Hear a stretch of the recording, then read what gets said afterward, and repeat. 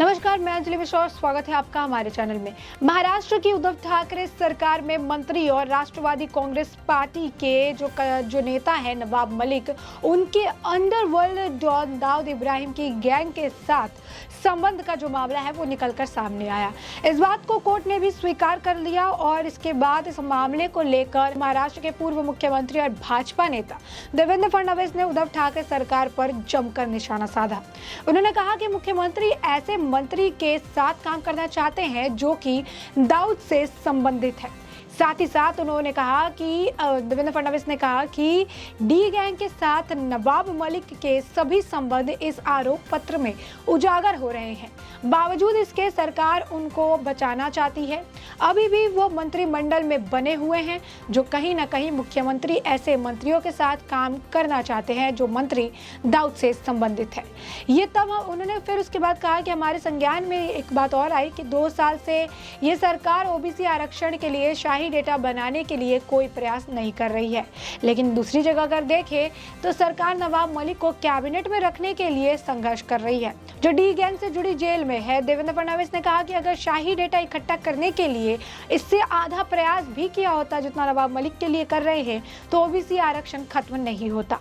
वहीं इसके साथ उन्होंने कांग्रेस नेता राहुल गांधी पर भी जमकर हमला बोला और उन्होंने इस मामले को लेकर कांग्रेस नेता राहुल गांधी की आलोचना की। राहुल गांधी के भारत अच्छी जगह पर नहीं है वाले बयान पर प्रतिक्रिया देते हुए देवेंद्र फडणवीस ने कहा कि देश में कई वर्षों से पूर्ण शांति की भावना है। उन्होंने कांग्रेस पर तुष्टीकरण की राजनीति लाने का आरोप लगाया जिसमें भारत के समाज को 2 टुकड़ों में तोड़ दिया है। कांग्रेस के सांसद ने यानी राहुल गांधी ने यह भी कहा था कि प्रधानमंत्री नरेंद्र मोदी किसी के नहीं सुनते। फडणवीस ने इस बयान पर भी उन पर टिप्पणी की और कहा कि लोग प्रधानमंत्री नरेंद्र मोदी के नेतृत्व के प्रति आकर्षित हैं और दावा किया कि कुछ लोग इससे सिर्फ जेलस फील करते हैं, ईर्ष्या करते हैं। इससे पहले भाजपा ने जोर देकर कहा था कि वो विदेश नीतियों के ABCD को भी नहीं जानते, यानी राहुल गांधी विदेश नीति की ABCD भी नहीं जानते हैं और ये राहुल गांधी की आदत है कि वो अपने परिवार का पक्ष लेकर प्रधानमंत्री नरेंद्र मोदी पर निशाना बनाने की प्रक्रिया में भारत विरोधी टिप्पणी करते हैं। वहीं आपको बता दें कि शिवसेना के सांसद संजय राउत ने राहुल गांधी के बयान को सही ठहराया और उन्होंने राहुल गांधी के बयान को सही ठहराते हुए कहा कि राहुल गांधी ने जो बात कही है वो सच है। जो बीजेपी के विरोधी है उनके खिलाफ केंद्रीय एजेंसी जिस प्रकार से मुहिम चला रही है ये लोकतंत्र के लिए ठीक नहीं। लोग आज भी डरे हुए हैं। देश में लोकतंत्र जरूरी है, लेकिन इस प्रकार का लोकतंत्र जिसका गला केंद्रीय एजेंसियां घोट रही है ये हमने पहले कभी नहीं देखा था। अब आप सोच रहे होंगे राहुल गांधी ने क्या टिप्पणी की, तो आपको बता दें कि राहुल गांधी ने लंदन में कहा था कि भारत में लोकतंत्र वैश्विक सार्वजनिक भलाई है। हम अकेले ऐसे लोग हैं जिसने अद्वितीय पैमाने पर लोकतंत्र का प्रबंधन किया। राहुल ने इस दौरान केंद्र सरकार द्वारा CBI जैसी संस्थानों के दुरुपयोग का आरोप लगाते हुए भारत की तुलना पाकिस्तान से कर दी। राहुल ने RSS पर निशाना साधते हुए कहा कि उनके लिए भारत सोने की चिड़िया है और कर्मों के आधार पर उनका हिस्सा बांटना चाहते हैं जिसमें दलितों के लिए कोई जगह नहीं। इसके अलावा राहुल गांधी ने कांग्रेस की हार की वजह ध्रुवीकरण और सत्ता का मीडिया पर नियंत्रण को बताया। उन्होंने कहा कि RSS के लोगों के बीच अपनी जगह बनाई है। कांग्रेस और विपक्षी दलों को भी ऐसा ही है करना चाहिए और उन 60-70% लोगों को एकजुट करना चाहिए जो उनके लिए वोट नहीं करते हैं। यूक्रेन की तुलना भारत से लद्दाख और डोकलाम से कर राहुल में इस बात पर जोर दिया कि भारत में इस वक्त अच्छे हालात नहीं हैं। उन्होंने बीजेपी पर आरोप लगाते हुए कहा कि बीजेपी देश में केरोसिन छिड़कने का काम कर रही है। एक चिंगारी से आग भड़क सकती है। इस गर्मी को शांत करना कांग्रेस की जिम्मेदारी है।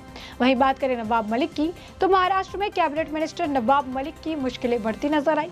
उनके खिलाफ जो है अंडरवर्ल्ड के जो डॉन है दाऊद इब्राहिम, उस गैंग के उनसे संबंध है। इस बात को कोर्ट ने खुद मान लिया है।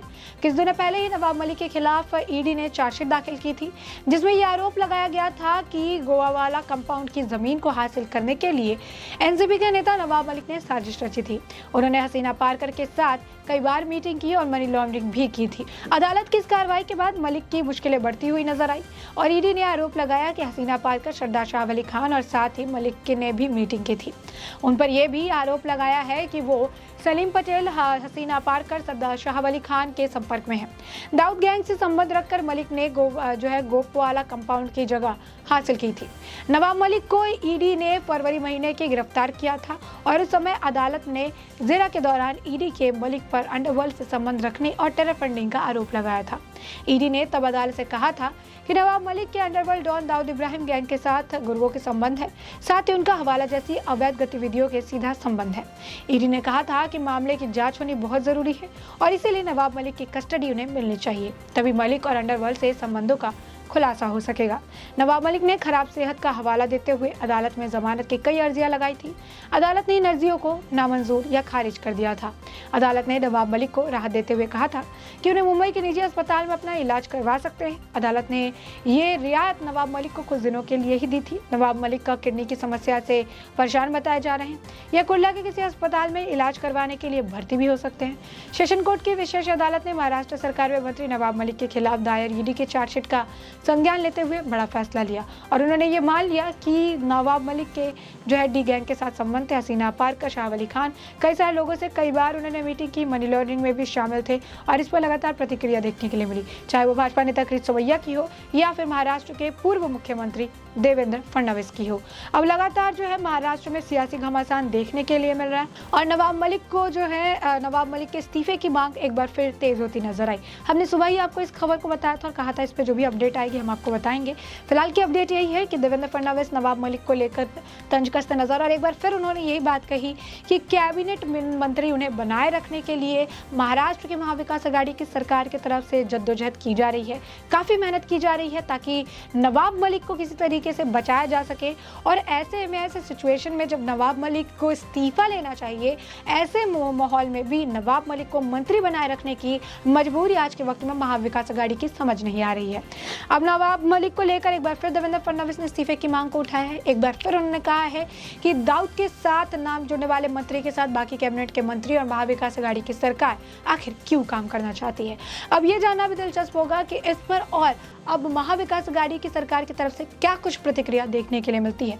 देवेंद्र फडणवीस द्वारा कसे गए तंज पर क्या कुछ बयानबाजी अब महाविकास आघाड़ी की सरकार के नेता, मंत्री और विधायक करते हैं, इसके साथ भी आने वाले वक्त के साथ हम आपको अपडेटेड रखेंगे। साथ ही आपको बता दें कि नवाब मलिक के मामले में विशेष न्यायाधीश राहुल एन रोकड़े ने अपने आदेश में कहा था कि मलिक ने डी कंपनी के सदस्य यानी हसीना पारकर, सलीम पटेल और सरदार खान के साथ मिलकर मुनीरा प्लम्बर की प्रमुख संपत्ति को हड़पने के लिए आपराधिक साजिश रची।